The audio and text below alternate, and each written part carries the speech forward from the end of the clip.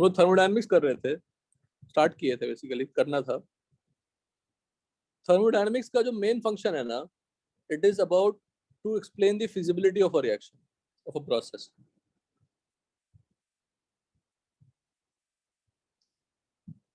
And it does not provide any information related to a time taken or rate of reaction in a chemical reaction.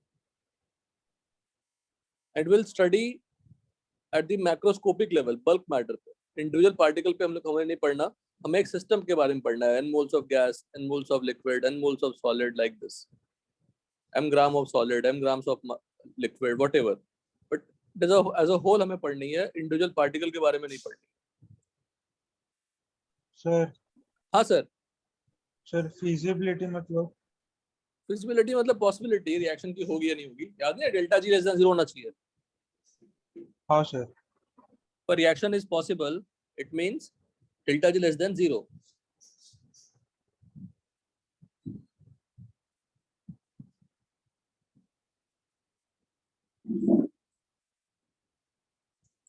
Feasibility का मतलब reaction हो सकता है या नहीं हो सकता है। What is the condition? Delta G less than 0 at constant pressure and constant temperature.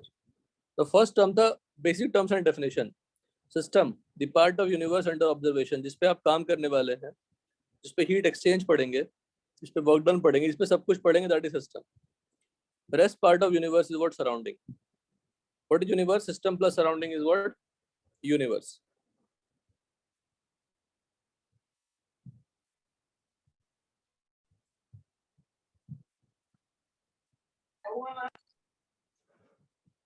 अब बाउंड्री या वॉल क्या है? तो सिस्टम और सराउंडिंग को सेपरेट कर सकते।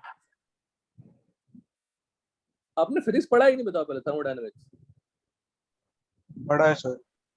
तो थर्मोडायनेमिक्स फिजिक्स में आपने सब कुछ पढ़ा ही होगा। System, surrounding, open system, close system, सब पढ़ा होगा आपने। Yes sir. Yes sir. हाँ, तो सब उसी को कंटिन्यू करना है।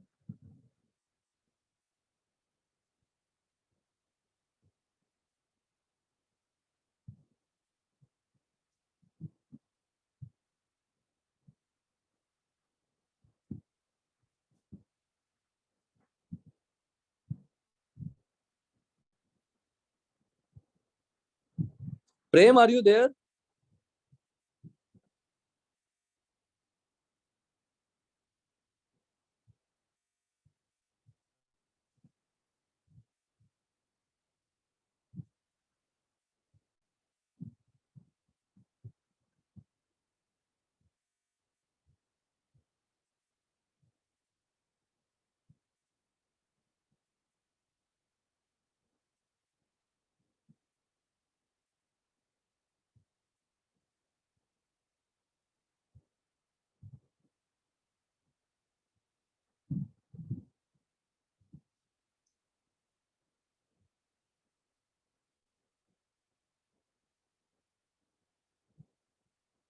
कौन एक्स्ट्रा है आज इतने सारे?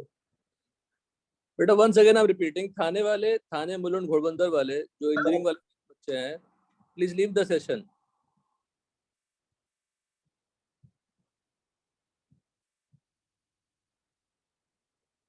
प्रेम, आर यू देयर?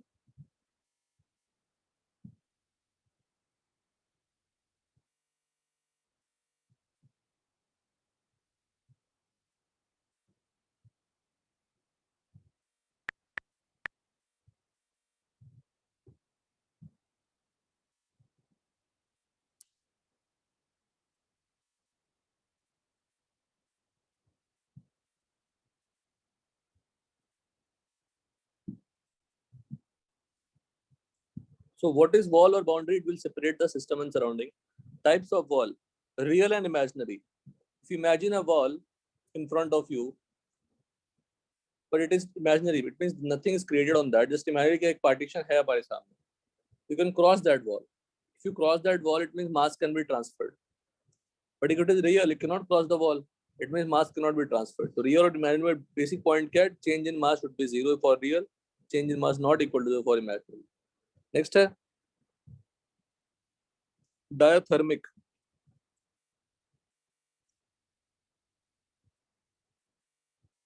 डायथर्मिक और कंडक्टिंग। जो वॉल है उसके थ्रू हीट ट्रांसफर हो सकती है, एडियाबैटिक हीट ट्रांसफर नहीं हो सकती है। Rigid and flexible.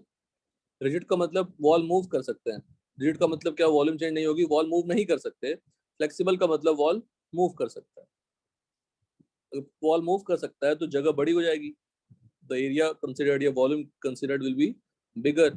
if it is moving it can be smaller also, but if it is rigid change in volume will be zero. now work done का एक formula होता है जो हम अभी बाद में डिराइव करेंगे। वर्क डन का फॉर्मूला क्या है, minus P extra delta V. W equal to क्या हो गया, zero, because delta V always zero. Pressure volume work और मैकेनिकल वर्क और PV work will be always zero if the wall is what rigid। तो flexible में कौन सी ली जाती है, मासलेस, फ्रिक्शनलेस मूवेबल पिस्टन और बलून। मासलेस, फ्रिक्शनलेस पिस्टन और balloon. Types of system, open system. Open system मतलब वॉल कैसा बताइए,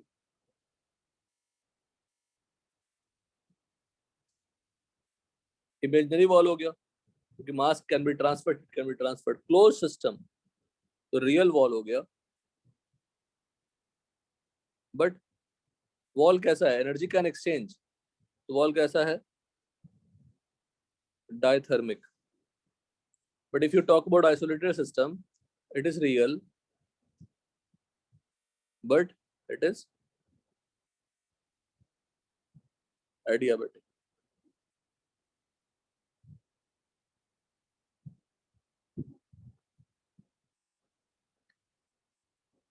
only energy can exchange, both constant in isolated system। universe as a whole is isolated system। super statement,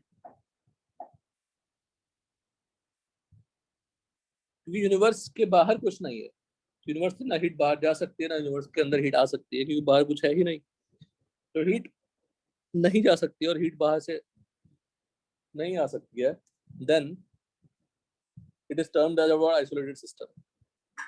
state of a system, condition in which system is present described by certain observable measurable properties। to describe the state of ideal gas we describe pressure, volume, temperature and moles। basically to describe a system we define some properties। ये property हम observe करेंगे, अगर वो change होगा तो system का state भी change होगा। तो जैसे गैस का प्रेशर, वॉल्यूम, टेम्परेचर, मोल्स है, अगर ये चेंज होंगे तो गैस का सिस्टम भी क्या होगा, चेंज होगा। तो प्रेशर, वॉल्यूम, टेम्परेचर, मोल्स यही सब हो गए। Types of properties, extensive and intensive. Extensive property depends on amount और size, intensive property independent of amount और साइज। क्या आपको मोल कॉन्सेप्ट में ही पढ़ा चुका हूँ।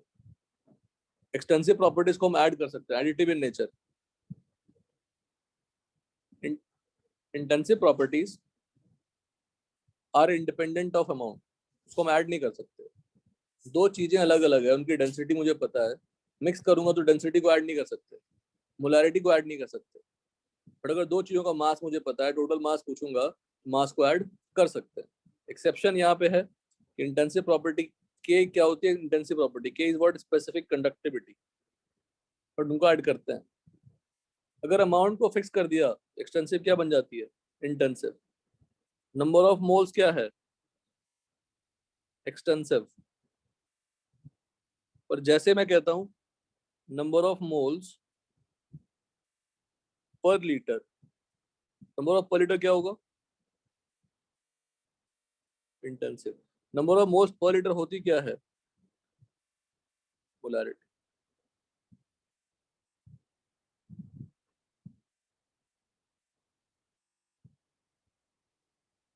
तो पर लीटर मतलब अमाउंट फिक्स किया हमने, तो अमाउंट फिक्स्ड अमाउंट का, फिक्स्ड वॉल्यूम का मोल्स अगर देखेंगे तो क्या होगा, इंटेंसिव होगा। Second thing is very very important, extensive को एक्सटेंसिव से डिवाइड करिए,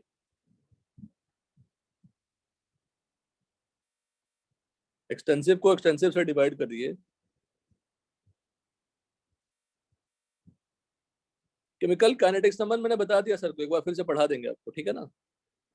फिर से क्या, बेसिकली जो हम लोगों ने नहीं पढ़ा है, हम लोगों ने वो सब पढ़ा है कि नहीं बताइए, रेट लॉ निकालना, मैकेनिज्म दिया हुआ है, रेट लॉ निकालना पढ़ा है, मॉलिक्युलरिटी पढ़ा है, बेसिक चीजें, रेट लॉ पढ़ी है। तो जो इंटीग्रेटेड रेट लॉ है, जो सॉल्व करने का न्यूमेरिकल्स होते हैं, वो पढ़ा देंगे, nothing will be missed out, कुछ मिस होगा तो मुझे बताइएगा, सब पढ़ लेंगे जो बन पड़ेगा हमसे। Intensive equal to extensive upon density, दो एक्सटेंसिव को डिवाइड करो तो इंटेंसिव बन जाता है। जैसे डेंसिटी, डेंसिटी इक्वल टू क्या होती है, mass upon volume. Hello sir. हाँ सर। सर हृदय पंचल हमारा मतलब हमारा बैचमेट है। नहीं नहीं नहीं, एडमिट कर दीजिए, समझ जाएंगे कि नहीं है कोई तो चले जाएंगे। हृदय इतनी लेट ज्वाइनिंग, हृदय? नहीं सर, वो मैं डिस्कनेक्ट हो गया था। कैसे डिस्कनेक्ट हो गया? तो मैं तो फिर बता ही दिया था क्लास में कि मत ज्वाइन करिएगा। बेटा कल बताना भूल गया था मैं, इनका सेशन स्टार्ट खत्म नहीं हो पाया था टॉपिक, तुम लोग हमारी तरह नहीं पढ़ा पाते हैं आज, तो आप लीव कर सकते हैं, सबको मना कर दिया मैंने।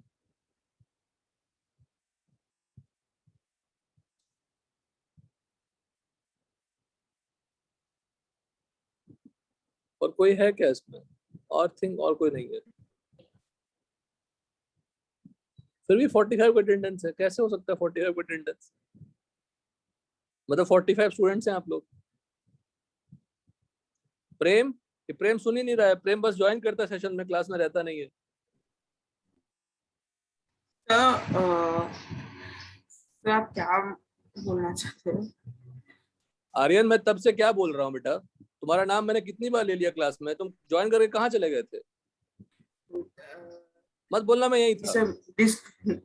नहीं सर, बार बार मेरे नेटवर्क का थोड़ा इशू हो रहा है, इसके लिए मैं सुन नहीं पा रहा था। अभी आप बोल रहे कि मतलब जो एलिट बैच के उनको जाने नहीं को आप बोल रहे हैं ना। सेशन छोड़ दीजिए बेटा, सेशन में बता नहीं पाया था मैंने क्लास में, तो you can leave the session. ठीक है, कल इन्फॉर्म करना भूल ओके गया। सर। हाँ ओके सर। जी। प्रेम पता नहीं सेशन ज्वाइन कर लेता है, कभी कभी अटेंड नहीं करता class. Prem are you there?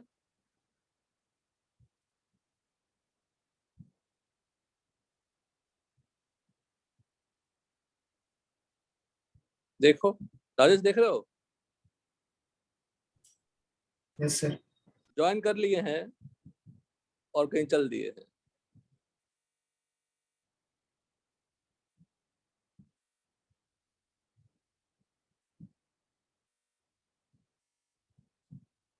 Rajesh मुझे स्क्रीनशॉट भेज दो, तुम लैपटॉप पे हो ना? हाँ सर। रहने दो।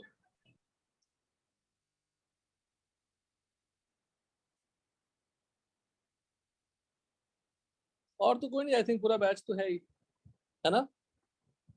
पक्का यस आशीष? सर। आशीष नहीं है? सर कोई मिताली भी हमारे बैच की नहीं है। नहीं है। Mitali are you there? Mitali?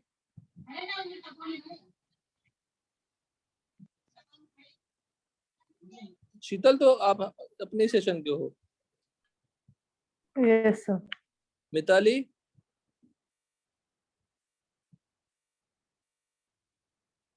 तो क्यों सेशन में रहते हैं बताइए? सर कोई अनुप्रिता भी अनुप्रीता भी। कौन? अनुप्रीता अनुप्रिता जोशी ना? नहीं, दूसरी वाली। हमारे दोनों अच्छा, अनुप्रिता तो हम जानते हैं, दो अब दो दो आ गई यहाँ पे। Anuprita are you there? Anuprita left.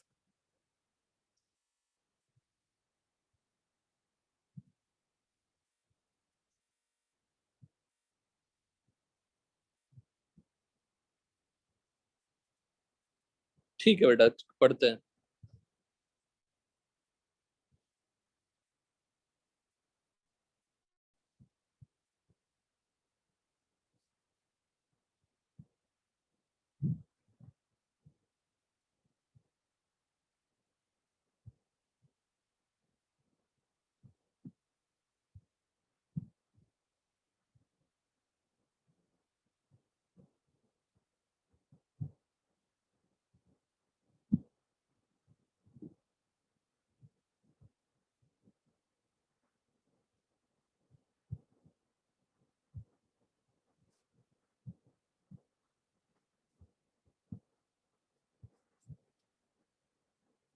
ठीक है, नो नीचे properties state function and path function.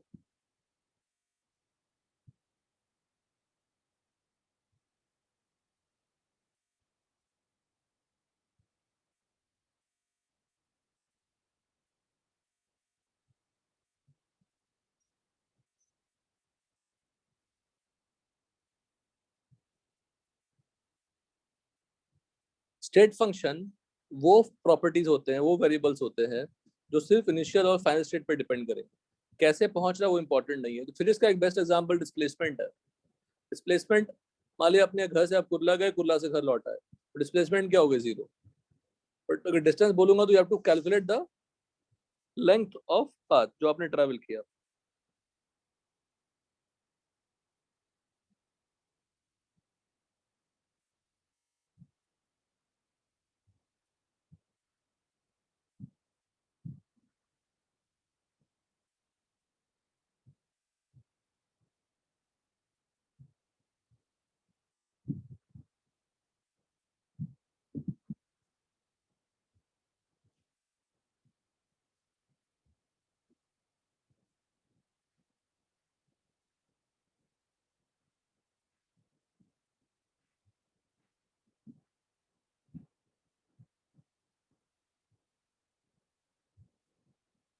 Path function depends on the path taken.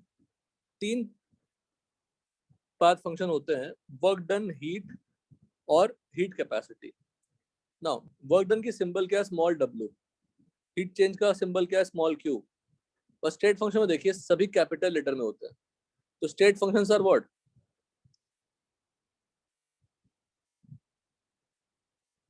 Capital letter function. But path function are what? Small letter. But heat capacity is capital letter. और राजेश उनको update कर देना, उनको admit कर देना, Manisha ma'am को. Yes sir. Except capital letter, except heat capacity, both the properties, both the functions, both the variables, work done and heat change are path function. State function, क्योंकि heat capacity capital letter है फिर भी path function है. Work done और heat capacity small letter है फिर भी path function है. State function में सभी क्या है? capital letter है. तो confusion create नहीं होगी. और कौन कौन से होते हैं वो भी याद करिए. Pressure, volume, temperature. U का मतलब इंटरनल एनर्जी, H का मतलब एंथैल्पी, G का मतलब gives free energy, A Helmholtz function बोलते हैं, S एंट्रोपी. तो ये एटलीस्ट यही सब टर्म्स आपके सामने आएंगे.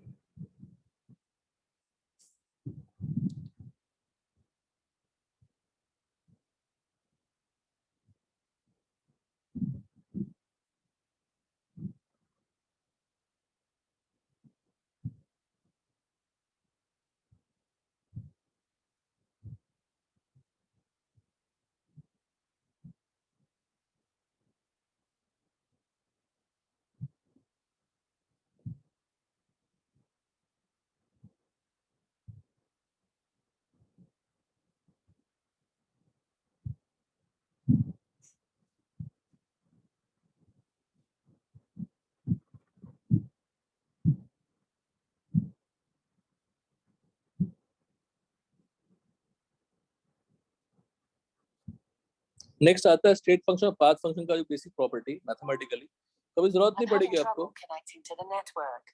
Please try again a bit later.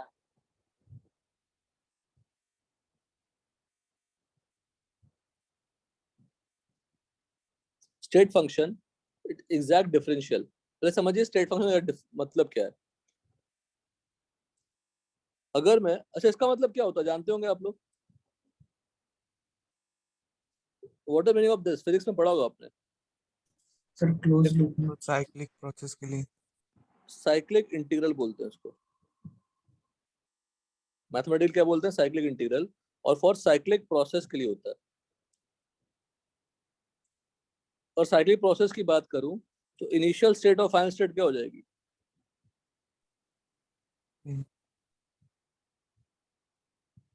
तो इनिशियल स्टेट और फाइनल स्टेट दोनों सेम हो जाएंगे.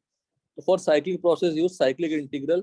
मतलब एक स्टेट से हमने कहीं और चलना स्टार्ट किया, फिर वहीं पे आ गए, तो जो स्टेट फंक्शन हम ऑब्जर्व कर रहे थे, प्रेशर, वॉल्यूम, टेम्परेचर, सबका यहाँ पे स्लाइटली चेंज होगा. सब में चेंज होगा, हर एक स्टेप पे चेंज होगा. फाइनली जब यहाँ तक हम आएंगे सभी चेंज को ऐड करेंगे तो हमें क्या मिलेगा? 0.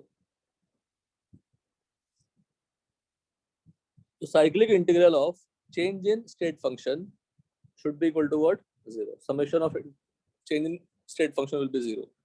बट पाथ फंक्शन का चेंज 0 नहीं होगा. जैसे डिस्टेंस को ले लीजिए, आप अपने घर से कुर्ला गए, कुर्ला से घर आ गए, जो छोटे छोटे डिस्टेंस हुए सबको ऐड करोगे तो 0 आएगा क्या? नहीं आएगा. बट छोटे डिस्प्लेसमेंट को ऐड करोगे तो क्या होगा? 0 आ जाएगा. 0. ये बात समझ में आई ना? अमन कहाँ चला गया? Yes, sir.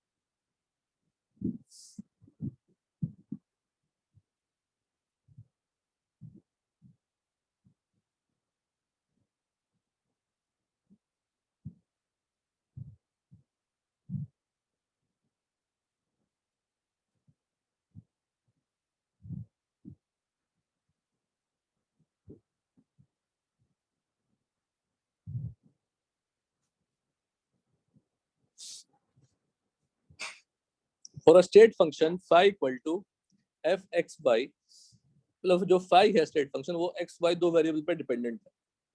जब दो वेरिएबल पे डिपेंडेंट है तो change in phi can be written as change in one variable into differentiation of that function with respect to x plus change in y variable into differentiation of that state function with respect to y, keeping x constant, यहाँ पे keeping y constant. तो क्या बोलते हैं? What is the significance of this? तो क्या मतलब है? इसको रीड कैसे करते हैं? Partial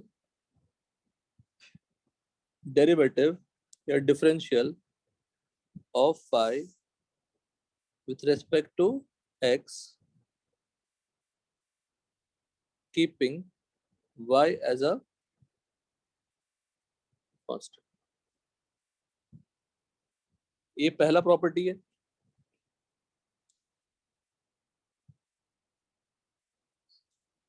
और ये दूसरा प्रॉपर्टी है. इसमें क्या करते हैं? Del phi by del X, phi को डिफरेंशिएट किया with respect to keeping Y, फिर इसको हमने वाई से डिफरेंशिएट किया. यहाँ पे क्या होगा? डेल एक्स हो जाएगा. जब हमने वाई के रिस्पेक्ट में डिफरेंशिएट कर दिया है फिर क्या डिफरेंशिएट करना पड़ा एक्स के रिस्पेक्ट में. ये 2 पॉइंट लिखिए, ये पूरा लिखिए यहाँ से यहाँ तक नोटबुक पर. What is state function? independent of path. What is path function? Dependent on path. अच्छा, if the path is fixed,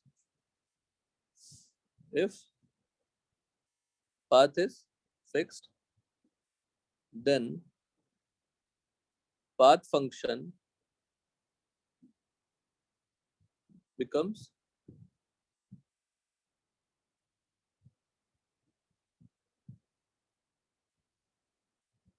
state function.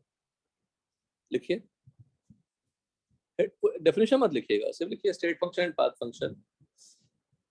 State function लिख दो independent of path, path function dependent on path, और ये mathematical result लिखिए. I shared with you the fresh file also, जिसमें कुछ correction नहीं है या कुछ एडिटिंग नहीं है.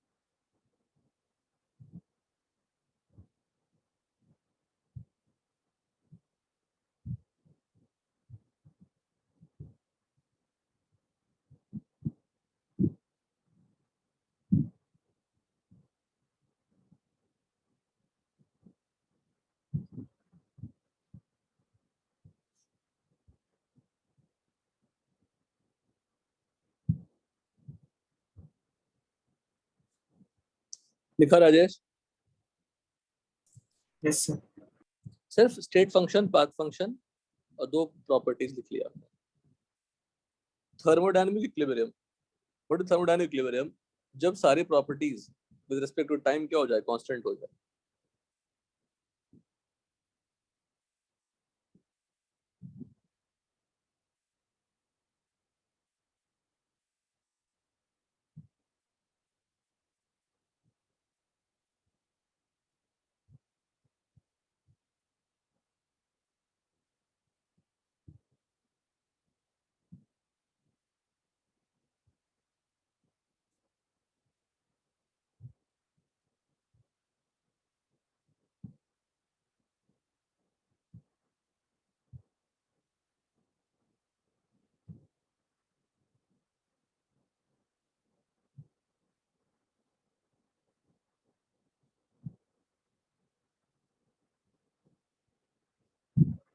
अगर प्रेशर चेंज नहीं कर रहा तो मैं उसको बोलेंगे मैकेनिकल इक्विलिब्रियम। डेल्टा पी मतलब चेंज इन pressure upon time. Thermal equilibrium temperature change नहीं कर रहा। केमिकल इक्विलिब्रियम कॉन्सेंट्रेशन चेंज नहीं कर रहा। You know that at chemical equilibrium concentration of different component becomes constant but reaction चलता रहता है।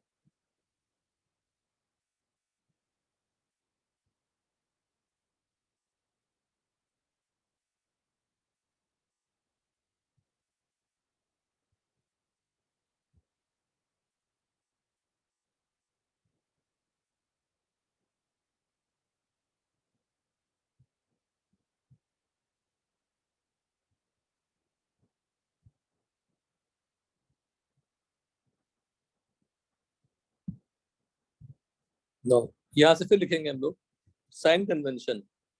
Anything on the system is what? Positive. W को क्या डिनोट करते हैं? Work done on system. Work done on system is compression minus W work done by system expansion. Q heat given to system minus Q heat released by system। तो W जब लिखते हैं तो W का मतलब क्या है? वर्क डन ऑन सिस्टम है। अगर work done on system positive है मतलब वो कंप्रेशन हो गया, अगर वो नेगेटिव है तो वो एक्सपेंशन हो गया।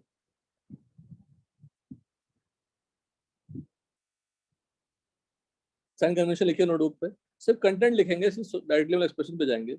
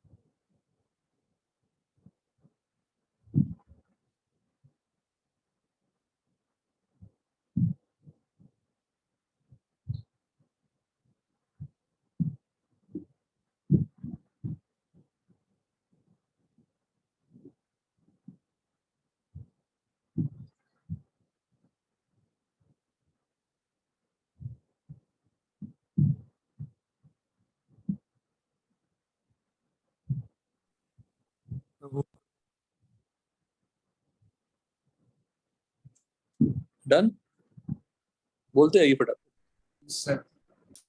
नेक्स्ट है इंटरनल एनर्जी। वो तीन चार चीजें हैं राजेश, एक साइन कन्वेंशन, इंटरनल एनर्जी का definition, heat capacity, work done formula, and next is float, first law of thermodynamics.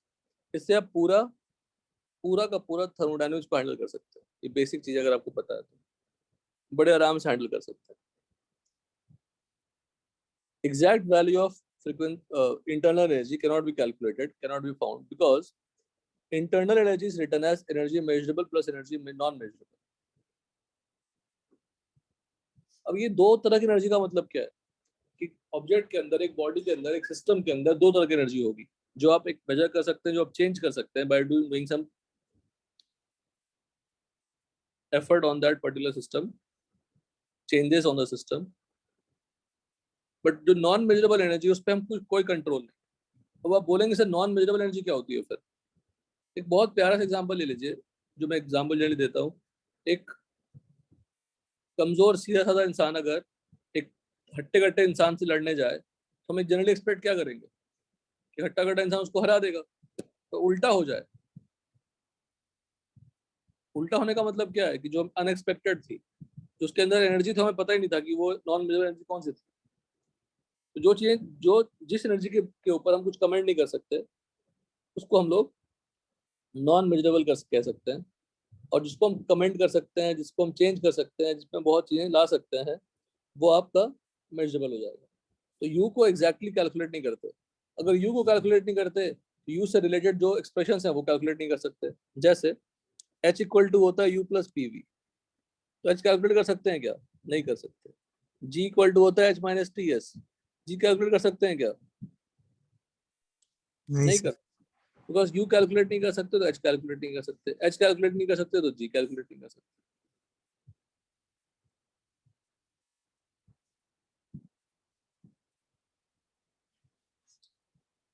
अब energy measurable can be written as kinetic energy, potential and bond energy. Why it is bond energy? Because anything is formed because of bonding between the atoms. So O2 का molecule 1 mole of O2 gas ले लेंगे, O2 में double bond होता है, तो double bond बनने में जो एनर्जी रिलीज होगी वही आपका बॉन्ड एनर्जी है।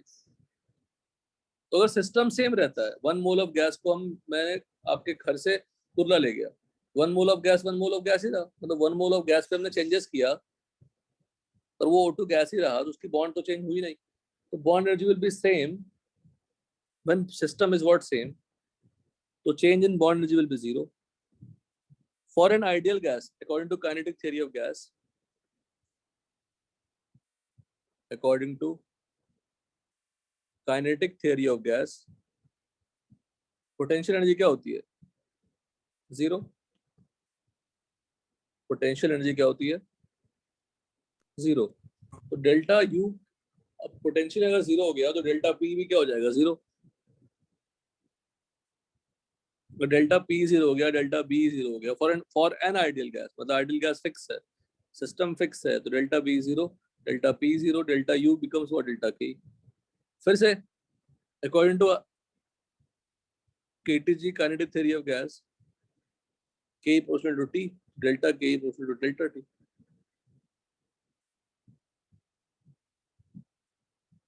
और डेल्टा इक्वल टू के ही होता है, तो delta is proportional to also delta T. T constant हो जाए, डेल्टा टी क्या हो जाएगी? जीरो, डेल्टा यू भी क्या हो जाएगा? Zero. Please write this internal section.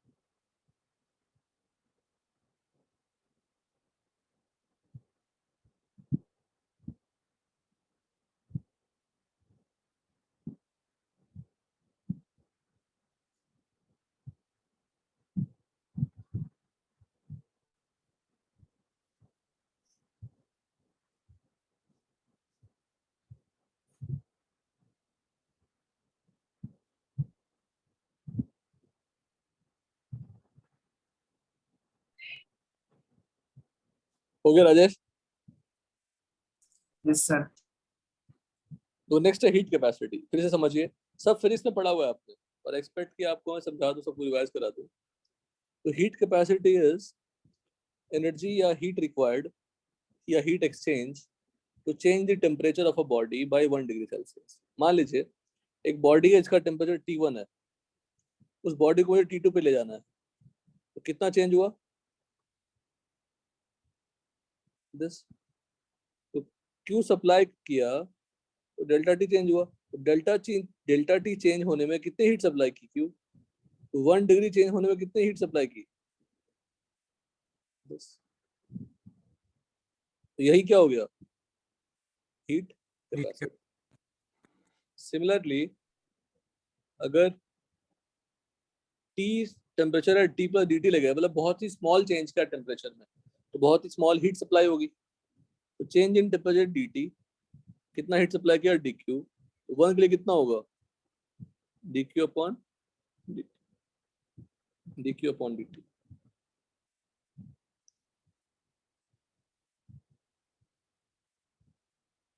तो Ct equal to Q upon delta T हो गया, Ct equal to dq upon dt हो गया। From this you can write dq equal to Ct dt। From this dq integration total heat change Ct dt। अब बोलोगे sir Ct dt integration का क्या result आएगा? तो Ct जब dependent होगा टेम्परेचर पे तो इंटीग्रेशन करोगे, नहीं तो फिर इसको बाहर निकाल लोगे। Ct is constant, then you just remove it, take it out from the integration.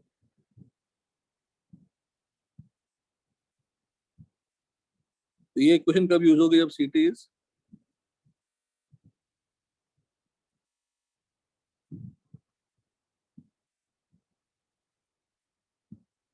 Temperature T।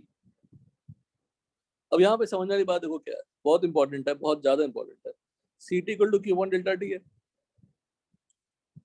ये डेफिनेशन है। Ct is the value of heat when delta T is what? 1.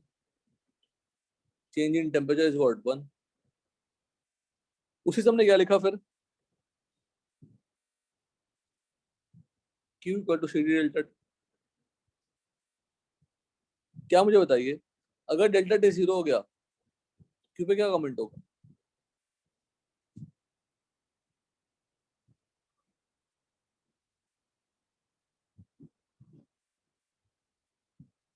बोलिए। अगर डेल्टा T 0 हो गया तो हमें क्या लगेगा कि Q 0 है, जबकि ऐसा नहीं है। डेल्टा T 0 है तो Ct क्या है? Infinity. Are you getting it? Delta T अगर 0 तो Q 0 नहीं है, because Ct will be infinity. अगर डेल्टा T 0 है तो Ct क्या हो गया? इन्फिनिटी। Molar heat capacity. एक बात और चीज, अगर मैं ये साइज, इस बॉडी का साइज जो T1 टेम्परेचर है बड़ा कर दूं, तो हीट सप्लाई क्या हो जाएगी? ज्यादा लगेगा? बोलो।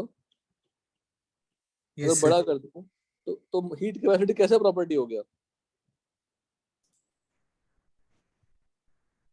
तो सर बोलो सर। सर मैंने कहा तो तीर्थ आया था मैं फिर से। मैंने कहा कि अगर बॉडी का जो अमाउंट है या साइज है बड़ा हो जाए, तो सेम टेम्परेचर को हीट अटेन करने के लिए we need to supply more heat. Since more heat is supplied for more amount of body system, the heat capacity is what? Extensive property. Next है molar heat capacity. अब यहाँ पे molar मतलब क्या हुआ? पर मोल। हीट कैपेसिटी पर मोल। Heat capacity extensive था और पर मोल मतलब अमाउंट फिक्स कर दिया, सिंपली क्या हो जाएगा? इंटेंसिव। मैथमेटिकली इसको हम डिराइव कर सकते हैं। T1 टेम्परेचर पे जो बॉडी था उसका मोल्स N1 था, तो N1 मोल्स ऑफ बॉडी के लिए, सिस्टम के लिए, डेल्टा T चेंज करने के लिए हीट कितनी सप्लाई की हमने? Q। तो N मोल्स के लिए कितना होगा? 1 डिग्री के लिए Q upon delta T। Q upon delta T क्या था? Ct। अब 1 मोल कर दूं तो क्या होगा? Divide by N। अब डिवाइड बाय N कर दिया मतलब extensive property upon extensive property हो गया ना? Extensive property upon extensive property हो गया, तो मोलर हीट कैपेसिटी क्या हो गई? Intensive. Molar heat capacity is the heat required to change the temperature by 1 degree Celsius for 1 mole of reactant.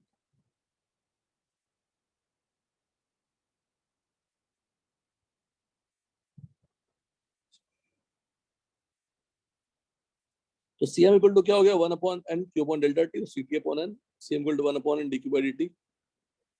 वो डेफिनेशन हो गए, ये दोनों क्या हो गए बोलो, डेफिनेशन। बट नीचे दोनों क्या हो गए, result. Specific heat capacity in place of moles you can put what, mass। S equal to q upon m delta T. q equal to m delta T का यूज किया था आपने कैलोरीमीटर में, कैलोरीमेट्री में आपने फिजिक्स में पढ़ा था। तो स्पेसिफिक भी क्या होगा, इंटेंसिव।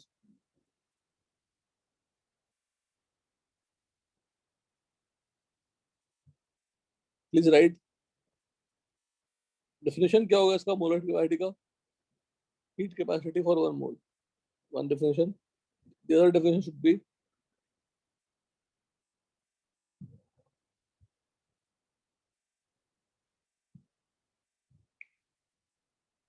ये नोट करिए। तो इंटरनल एनर्जी हो गया, साइन कन्वेंशन हो गया, now we are moving on heat capacity.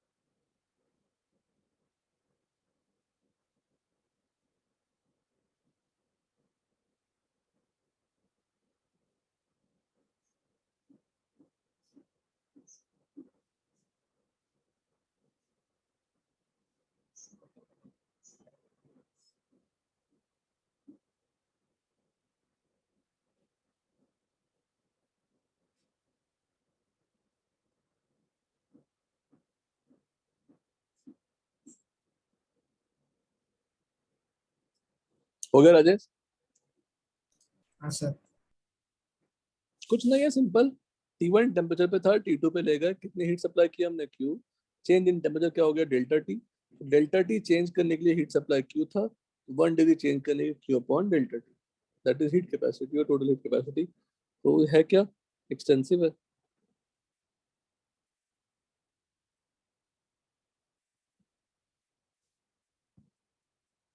वो नेक्स्ट है नेचर ऑफ प्रोसेस, रिवर्सिबल और इरिवर्सिबल।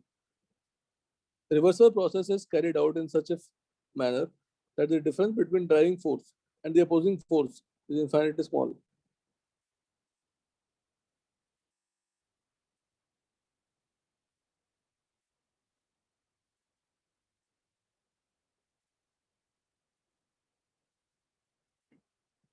रिवर्सिबल और इरिवर्सिबल समझने के लिए सबसे बेसिक चीज है वो देखिए कैसे करते हैं। पहले आप जानते हैं कि रिवर्सिबल प्रोसेस किसके लिए था, रिवर्सिबल रिएक्शन में इक्विलिब्रियम पढ़ते थे, सेम लॉजिक यहाँ पे भी पढ़ना है।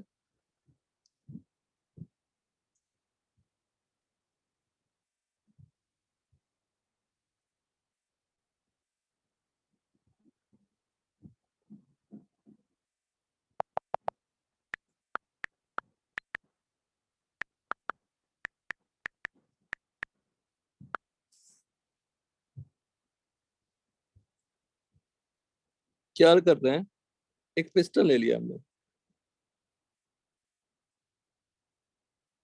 उसके ऊपर हमने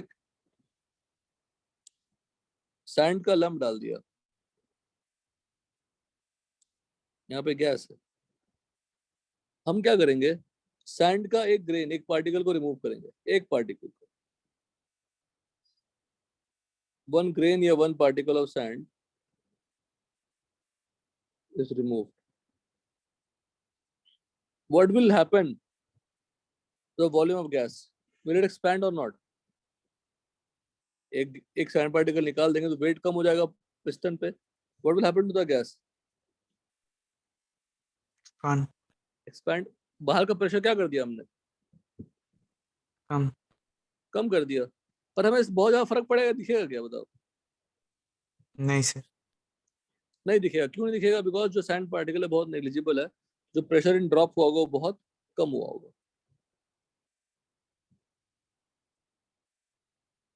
सिस्टम ऑलमोस्ट इक्विलिब्रियम पे है। ऐसे एक एक करके निकालते जाएंगे तो हर एक पॉइंट पे सिस्टम क्या इक्विलिब्रियम पे।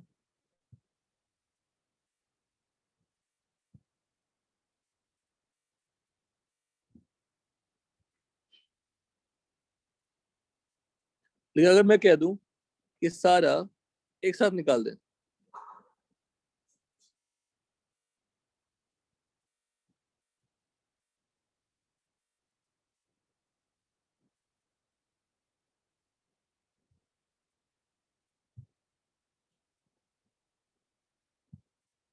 अगर मैं इस सारे सैंड पार्टिकल को एक साथ हटा दूं, what will happen to the pressure of the gas? Suddenly decreases. Sand particle को एक साथ हटा दिया मैंने तो वॉल्यूम बढ़ जाएगा, एक्सपैंड करेगा गैस। तो किस केस में, फर्स्ट केस में या सेकंड केस में? फाइनाइट टाइम लगेगा, फाइनाइट टाइम। फर्स्ट वाले केस में भी हम एक एक पार्टिकल निकाल रहे हैं और फाइनली सबको निकालना है, उसमें हम एक साथ सबको निकाल लिए। तो फास्ट कौन होगा? सेकंड वाला, रिवर्सिबल वाला। और रिवर्सिबल वाला स्लो होगा। तो जितना स्लो करोगे उतना ही रिवर्सिबल की तरफ टेंडेंसी होगी।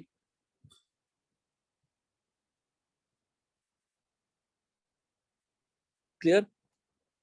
कितने स्टेप में हो रहा है बेटा फर्स्ट वाला? ऐसे एक एक करके सैंड पार्टिकल चुनते रहेंगे, उठाते रहेंगे। कितने स्टेप्स होंगे? इनफाइनाइट। टाइम भी अप्रोक्सीमेटली क्या हो जाएगी? इनफाइनाइट।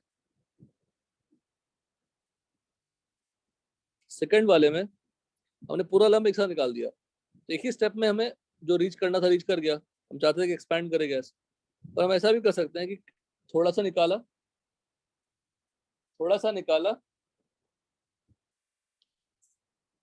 मतलब हाफ पार्ट ऑफ सैंड निकाल दिया तो प्रेशर बढ़ गया, प्रेशर कम हो गया बाहर का, तो गैस एक्सपैंड कर गया। फिर से रिमेनिंग पार्ट निकाला, इसका मतलब क्या हो गया? फिर से वो इक्विलिब्रियम में आ गया। पहले इक्विलिब्रियम में है, गैस अपना प्रेशर लगा रहा है, सैंड अपना प्रेशर लगा रहा है, तो पिस्टन इक्विलिब्रियम में है, मूव नहीं कर रहा। पर जैसे ही आप थोड़ा निकाल देंगे, थोड़ा पार्ट आप निकाल देंगे सैंड के, तो बाहर का प्रेशर ड्रॉप हो जाएगा, अंदर का प्रेशर कम हो जाएगा, गैस एक्सपैंड कर जाएगी, फिर इक्विलिब्रियम में आ जाएगा। फिर थोड़ी देर के बाद फिर से आपने हटा दिया। कितने स्टेप में हटाया हमने? 2 स्टेप में हटाया। तो 2 स्टेप का मतलब क्या हो गया? फाइनाइट। वैसे 3 स्टेप में हटाया, फिर 4 स्टेप में हटाया। अगर number of steps tending to infinity हो जाए तो वो क्या बन जाएगा? रिवर्सिबल। ये अंडरस्टूड सब लोग? अंडरस्टूड सब लोग? Yes sir. Yes sir. बहुत सिंपल सा प्रोसेस है।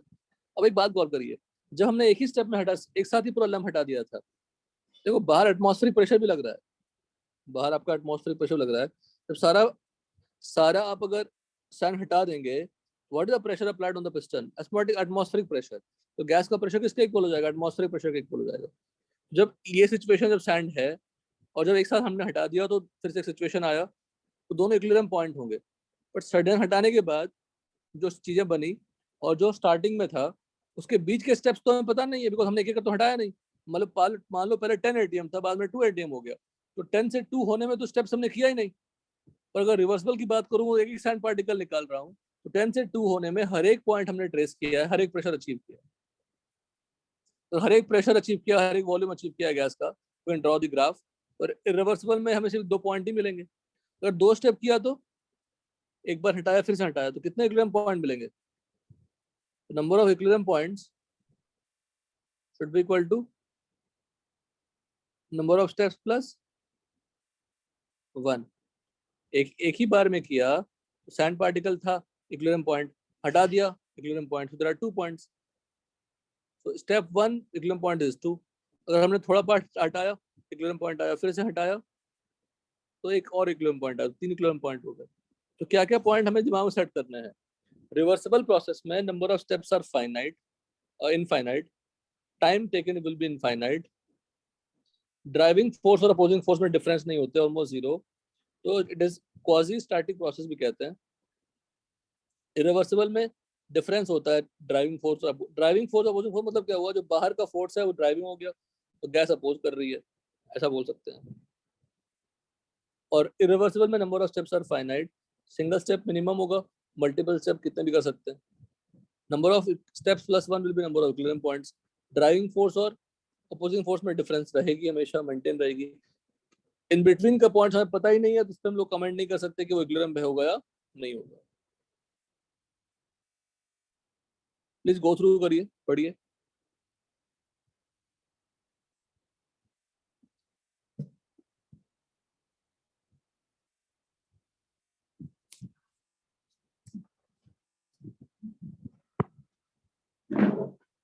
लिखिए मत, सिर्फ पढ़िए, जरूरत नहीं है लिखने की, सिर्फ पढ़िए।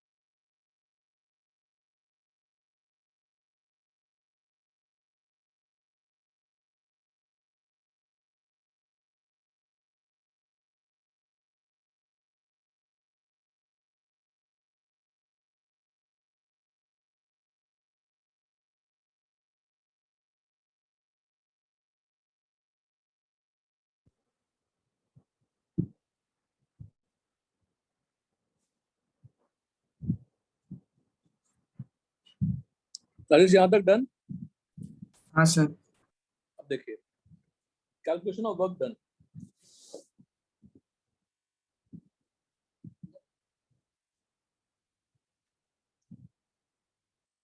अब हम देखो क्या कर रहे हैं। एक पिस्टन है, उसके अंदर गैस प्रेजेंट है, गैस प्रेजेंट है। इनिशियल स्टेट क्या है? प्रेशर ऑफ गैस, जो गैस प्रेशर पिस्टन अगर इक्विलिब्रियम में है तो प्रेशर गैस लगा रहा है, पिस्टन के ऊपर एटमॉस्फेरिक प्रेशर लगा रहा है। जो गैस के ऊपर पिस्टन के ऊपर जो मास रखा हमने सैंड का, उसका मास mg है मान लीजिए, तो भी अपना प्रेशर लगा रहा होगा। तो net pressure applied on the gas is what? P-atm plus mg upon A. What is the final state? जब हमने पूरा हटा दिया, एंटायर सैंड इज रिमूव, तो P गैस इक्वल टू क्या हो गया? P-atm। तो प्रेशर ऑफ गैस इनिशियल और फाइनल में मुझे पता है, वॉल्यूम स्टार्टिंग का मान लो पता है, तो फाइनल वॉल्यूम हम लोग निकाल सकते हैं by using ideal gas equation. If T is constant, you can apply P1 equal to P2 V2, उससे बात अलग है। लेकिन इनिशियल से फाइनल जाने में पिस्टन मूव किया होगा, अगर पिस्टन मूव किया होगा तो चेंज इन काइनेटिक एनर्जी हुई होगी। आपने वर्क एनर्जी थ्योरम पढ़ी है, change in kinetic energy of piston, change in kinetic energy basically should be work done net, net work done होता है। तो delta K of piston equal to work done net. अब work done net कौन कौन लगा रहा है? ऊपर से एक्सटर्नल प्रेशर लगा रहा है, गैस अपना प्रेशर लगा रहा है, तो दोनों वर्क डन कर रहे हैं। तो नेट वर्क डन क्या हो गया? Work done external plus work done gas. Since piston is massless, delta के इक्वल टू क्या हो गया? डेल्टा के इक्वल टू के एफ माइनस के आई, और के का फॉर्मूला क्या होता है? हाफ एम बी स्क्वायर, और मासलेस है तो हाफ एम बी स्क्वायर क्या बन जाएगा? 0। तो डेल्टा के 0 हो गई, तो W external equal plus W gas equal to क्या हो गया? 0। And W external equal to minus W gas, और W gas equal to minus W external. अब डब्ल्यू एक्सटर्नल निकाल लेंगे। एक्सटर्नल मतलब बाहर से जो प्रेशर फोर्स लगा रही है। एफ एक्सटर्नल डीएक्स, डीएक्स मतलब change in position of piston, तो F external into DX. F external क्या लिख सकते हैं? Pressure external into area, cross sectional area. P external into A into DX लिखा। ए डीएक्स क्या बन गया? Change in volume. पिस्टन अगर डीएक्स से मूव किया है तो चेंज इन वॉल्यूम क्या हो गया? A into DX. P external DV हो गई, तो W external equal to P external dV. तो डब्ल्यू गैस इक्वल टू क्या हो गया? Minus P external dV. In case of irreversible process, the external pressure would be constant.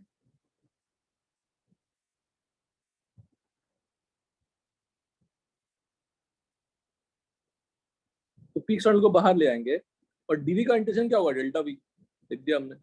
For reversible process, अब P external और P internal देखा जाए तो almost same है, क्योंकि एक सैंड पार्टिकल निकालोगे तो थोड़ा प्रेशर चेंज होगा।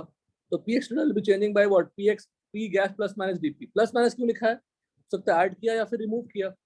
ऐड करेंगे तो प्रेशर बढ़ेगी, रिमूव करेंगे तो घटेगी। पर पी एक्सटर्नल का रिटर्न है P gas plus minus DP. P gas is what? Internal pressure, जो गैस का प्रेशर हो गया, और डीपो को हम लोग अप्रोक्सीमेटली 0 कर सकते हैं। तो P external becomes P gas equal to P in, उसको पी मान लिया, डब्ल्यू इक्वल टू क्या हो गया? Minus P dV. अब इतना डिस्कशन के बाद भी अगर मुझे कुछ भी याद नहीं है, मैं कहूंगा सिर्फ 2 पॉइंट याद रखेंगे, तब भी हमारा सारा काम हो जाएगा।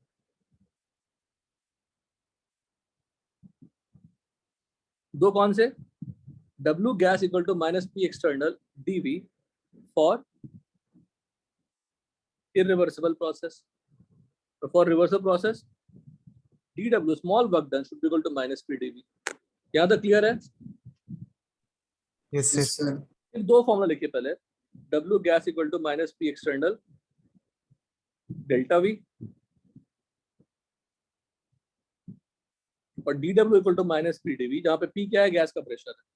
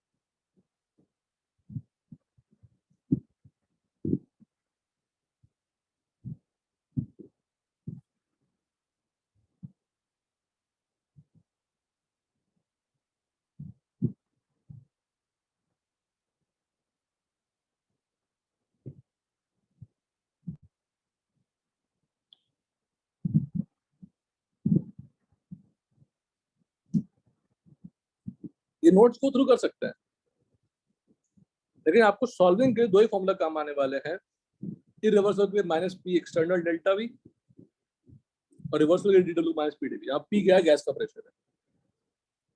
क्वेश्चन में एक छोटा सा पार्ट अगर ऐसा लिखा हुआ है work done against constant external pressure, तो समझ जाइए वो इरिवर्सिबल है, क्वेश्चन वही आसान हो गया। तो इरिवर्सिबल से रिलेटेड जो फॉर्मूले होंगे वो अप्लाई कर सकते हैं।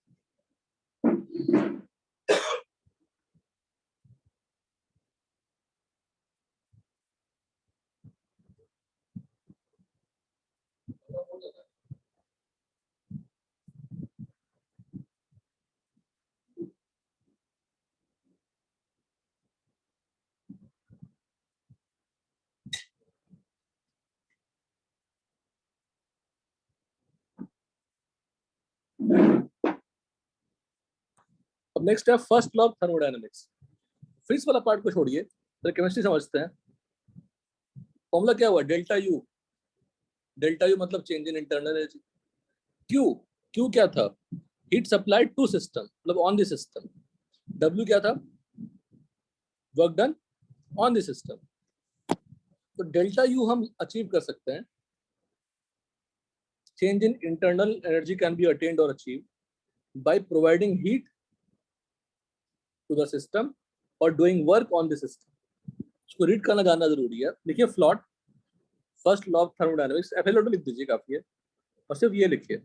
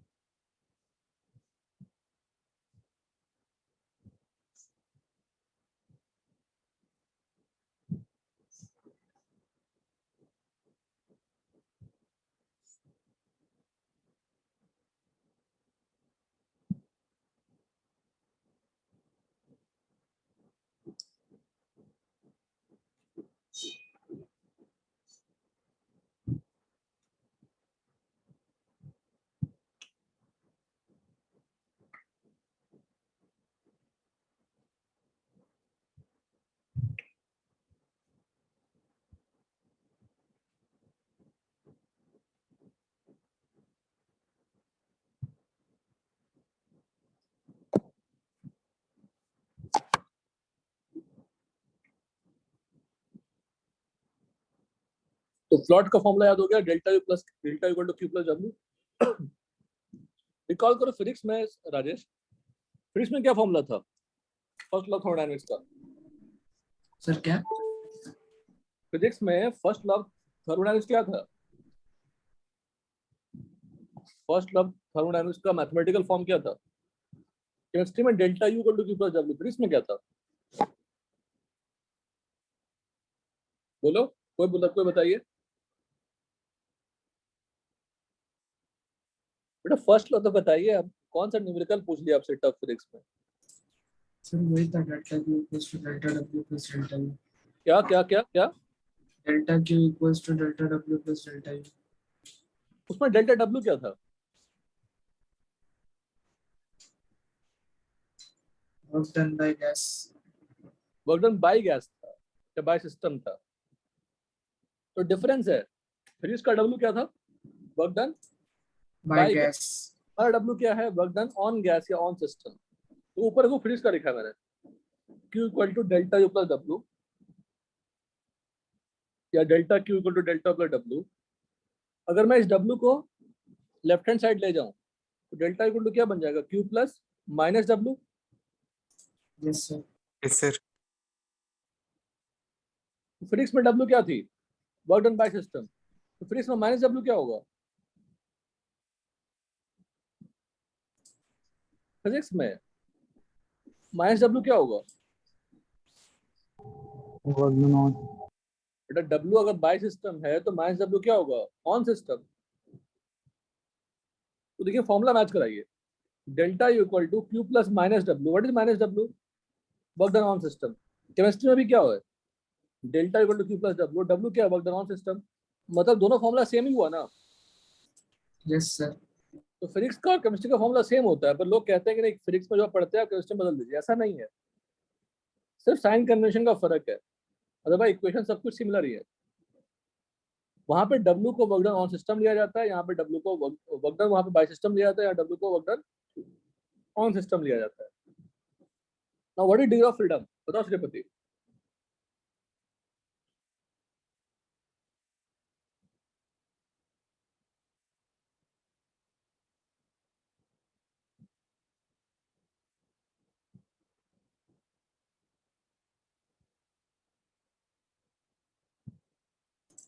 सर किन डायरेक्शंस में वो जा सकता है? कितने सर किन किन डायरेक्शंस में वो जा सकता है, उसी को डिग्री ऑफ फ्रीडम मिलता है। कौन जा सकता है? Particle, gas particle.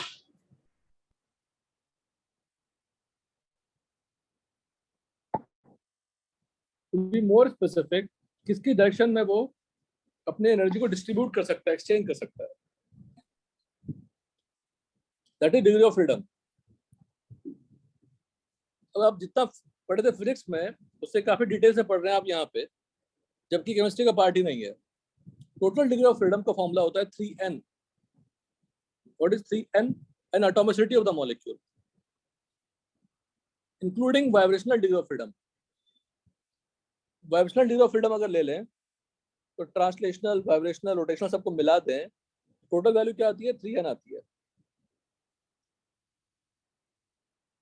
क्लियर?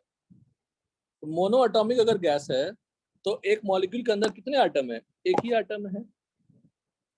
अगर एक ही एटम है तो total degree of freedom including vibration क्या हो जाएगा? 3। ट्रांसलेशनल 3 होता है, रोटेशनल 0 होता है, तो वाइब्रेशन कितना हो जाएगा? 0। Are you getting it everyone? Yes sir. Diatomic molecule और पॉलीएटॉमिक लीनियम, पहले आपको ये दो, पहले फिजिक्स का रिकॉल कर लो। डायटोमिक में ट्रांसलेशन कितने होते हैं? 3। रोटेशनल कितने होते हैं? 2। पॉलीएटॉमिक लीनियर है और पॉलीएटॉमिक है, लेकिन वो it will similar to a diatomic, तो ट्रांसलेशनल और रोटेशनल सेम ही रहेंगे, but the vibration will change. देखो कैसे, थोड़ी कंफ्यूजन क्रिएट होगी but I will resolve it. आपको फिजिक्स में रिजल्ट बताया गया है, यहाँ पे एक्सप्लेनेशन बताई जा रही है। डायटोमिक में एक मॉलिक्यूल में कितने एटम्स हैं? 2। तो टोटल डिग्री ऑफ फ्रीडम कितने हो जाएंगे? 6। 2 into 3, 3 into n क्या हो गया? 3, 6 हो गया। ट्रांसलेशनल कितने हैं? 3। रोटेशनल कितने हैं? 2। कितने हो गए वाइब्रेशनल? 6 minus 5, 1 हो गया। But if I talk about polyatomic linear, just take example of CO2। CO2 में कितने एटम्स हैं? 3। Total degree of freedom including vibrational degree of freedom कितने हो जाएंगे? 9। ट्रांसलेशनल रोटेशनल कितने हैं? 5। हेलो, ट्रांसलेशनल रोटेशनल कितने हैं? 5 हैं, तो 9 minus 5 4। तो इस तरह से आप सबका निकाल सकते हैं। लेकिन वाइब्रेशनल डिग्री ऑफ फ्रीडम को हम लोग 2 टाइम्स काउंट करते हैं। जैसे वाइब्रेशनल डिग्री ऑफ फ्रीडम में 1 अगर है तो काउंट करना है 2 टाइम्स, बिकॉज एक पार्टिकल अपने मीन पोजीशन पे 2 डिफरेंट डायरेक्शन में, 2 अपोजिट डायरेक्शन में मूव, ऑसिलेट कर सकती है, वाइब्रेट कर सकती है। तो अगर ट्रांसलेशन हमने 3 लिया डायटोमिक के लिए, रोटेशनल 2 लिया, तो वाइब्रेशनल 1 होता है, पर काउंट कितनी करनी है उसको? बोलो। Each vibrational degree of freedom is counted as 2। तो कितने वाइब्रेशनल डिग्री ऑफ फ्रीडम है डायटोमिक के लिए? एक ही है, पर काउंट कितनी करनी है? 2। और वाइब्रेशन तभी काउंट करना है जब मेंशन क्वेश्चन में हो कि हाई टेम्परेचर। क्वेश्चन नहीं के बराबर आते हैं तो आते हैं छोड़ेगा मत। तो देखो mono atomic total vibrational degree of freedom 3, total excluding vibrational degree of freedom, total including 3। Diatomic में 5 और 6। 6 को आप 5+1 लिखा करें, बेटर होगा। According to law of equipartition of energy, each degree of freedom is associated with energy half kT और half kBT for each molecule। के यहाँ पे बोल्ट्जमैन कांस्टेंट है। तो अगर total degree of freedom F है तो F इंटू क्या हो जाएगा? Half kT। F into half kT हो जाएगा। अब ये एक मॉलिक्यूल के लिए है, तो Na मॉलिक्यूल्स के लिए क्या होगा? Into Na। तो K इंटू Na क्या होता है? R। तो हाफ F इंटू 1/2 RT हो जाएगा। जैसे O2 मॉलिक्यूल के लिए अगर मैंने हाई टेम्परेचर नहीं लिया तो डिग्री ऑफ फ्रीडम क्या होगा? 5। तो 5 इंटू क्या हो जाएगा? Half RT। तो अगर वाइब्रेशनल भी ले लिया तो 5 + 1 6 नहीं करना है, 5 प्लस क्या करनी है, 2 करनी है, क्योंकि each vibrational degree of freedom counted as what, twice. 5 + 2 क्या हो जाएगा, 7। तो 7 × R/2 करनी है। क्लियर है यहाँ तक? Yes sir. Yes, sir. आपको फिजिक्स वाले सर ने बताया होगा कि total degree of freedom excluding vibrational it is 5 for diatomic, but excluding, अगर इंक्लूड कर दिया मैंने वाइब्रेशनल, टोटल कितना हो गया, 7 सर ने बताया होगा। कुछ याद है ऐसा किसी को? डिग्री ऑफ फ्रीडम 7 नहीं है, डिग्री ऑफ फ्रीडम 6 ही है, but we count the vibrational degree of freedom as 2 times, तो 7 हो जाता है। अब average kinetic energy per molecule क्या हो गया, F × हाफ kT। तो फॉर आइडियल गैस क्या हो जाएगा, delta U = delta K proportional delta T। Average kinetic energy per mole of ideal gas क्या हो गया, F × half kT × Na F/2 RT। तो डेल्टा K क्या हो जाएगा, F × 1/2 R delta T। Delta U का फॉर्मूला क्या हो गया, F × R डेल्टा T/2। तो डेल्टा U का फॉर्मूला क्या हो गया, F × R डेल्टा T/2। यहाँ पे F क्या है, डिग्री ऑफ फ्रीडम। अगर डायटोमिक है, हाई टेम्परेचर नहीं है, तो F की वैल्यू 5। डायटोमिक है और हाई टेम्परेचर है, तो F की वैल्यू 6 नहीं होगी, 6 होती है, पर जब सॉल्विंग करेंगे तो वहां पे क्या लेंगे, 7 लेंगे, बिकॉज 5 + 2 लेंगे। 5 तो ट्रांसलेशनल रोटेशनल हो गया, और 2 कहाँ से आया, ईच वाइब्रेशन काउंटेड एज 2, एक ही था तो डबल ले लेंगे, 5 + 2 7। पेज नंबर 12 तक आप यहाँ तक नोट्स को एक बार रीड करिएगा। हमने वो क्या क्या पढ़ लिया, डेल्टा U का डेफिनेशन, हीट कैपेसिटी का डेफिनेशन, वर्क डन का फॉर्मूला, फर्स्ट लॉ का mathematical form, delta U = Q + W, जहाँ पे Q क्या था, work done, heat supplied to system, W क्या था, वर्क डन ऑन सिस्टम। इन सभी से हम लोग आगे की पढ़ाई करने वाले हैं, बार बार यही चीज आती रहेगी, बार बार यही चीज आती रहेगी। और एक और इक्वेशन जो है, जो यूनिवर्सल यूज होगा, P = nRT। इसी से हमारा पूरा थियरी चलता रहेगा। क्लियर है सबको? Yes sir. यहाँ तक करिएगा। मंडे करेंगे, मंडे को एक काम और कर लेंगे, सॉलिड स्टेट का डिस्कशन कर लेंगे, तो आप कर पाएंगे कंप्लीट, तो कर लेंगे कंप्लीट सॉलिड स्टेट का सॉल्यूशंस का। Yes sir. जितना कर पाए आप हमसे डाउट पूछ लेना। हाँ बढ़िया है, सब लोग करिए, सब लोग, तो उसमें डाउट पूछ लेना अपने बुकलेट से। चलिए बाय सर।